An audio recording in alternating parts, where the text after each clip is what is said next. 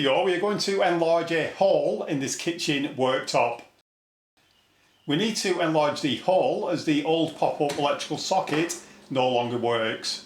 So it is being replaced by a new model which also has wireless phone charging.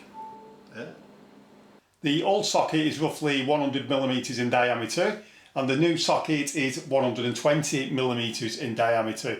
To make things more difficult, the old socket was very close to the carcass of the unit below, which means that the hole needs offsetting so that the plastic nut can be screwed up without the carcass obstructing it. This worktop is made from Corian, but we also have to cut through the top of the base unit. To do the cutting, I have ordered a 120mm hole saw. This was a very inexpensive one, but it only has to do this one job. Corian can be cut using a regular HSS hole saw. If you need to do this on a stone, marble or granite worktop, you will need a diamond coated hole saw. You have to be very careful when doing a job like this, as a worktop like this would cost thousands of pounds to replace if things go wrong. It's critical that you take your time with a job like this. I've got a scrap piece of another worktop which I'm going to use to make a jig. We have placed this on top of the existing worktop and can mark where the existing hole is using a pencil. This has then been taken outside whilst we cut the hole. I have to admit that the hole saw is a bit too large for this drill and it is struggling and kept cutting out due to the aggressive pitch of the teeth. A hole saw with finer teeth would likely have been okay.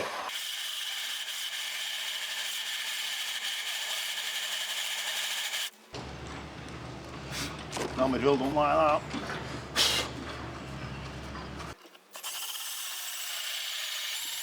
Once the hole is cut, we have a jig to hold the saw whilst we cut the worktop.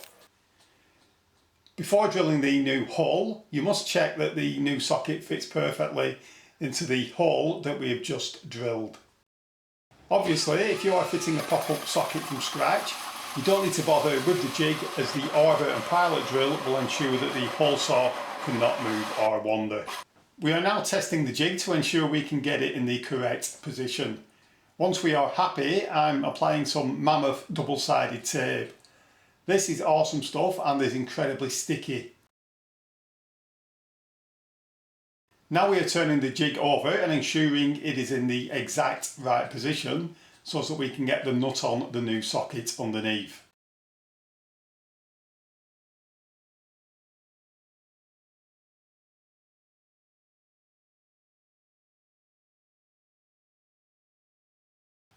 The jig has been pressed down and the mammoth tape will grip it. Here you can clearly see that the hole has been offset from the original hole. I've taped the vacuum cleaner hose to the jig to remove some of the dust, but most went into the unit below, which was easy to vacuum up later. This is my mate's job and I'm just helping out by lending equipment and knowledge. You can see the safety glasses and gloves on the worktop. These should really be worn, but it's too late now. This worktop is so wide that it's easier to drill from above, so Pilkey has removed his shoes and proceeded to drill the hole from above.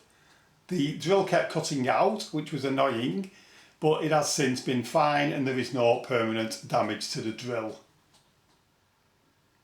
I'm also holding onto the jig as we can only get clamped on one side.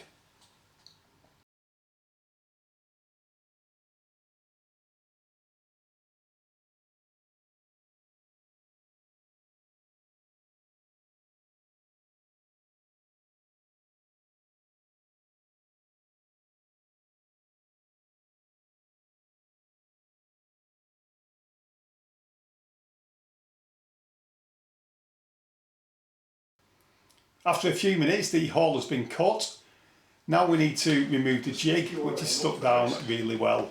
You have probably noticed that I use mammoth double-sided tape a lot. That is because it is highly effective.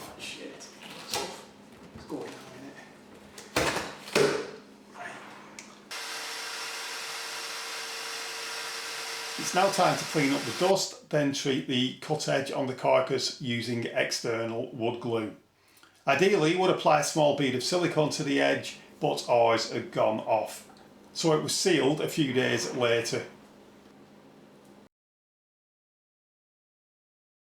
Then you just need to pop the cable through the hole, then screw up the nut on the inside until it's tight and plug it into the socket into the unit. You can then enjoy your new pop-up socket.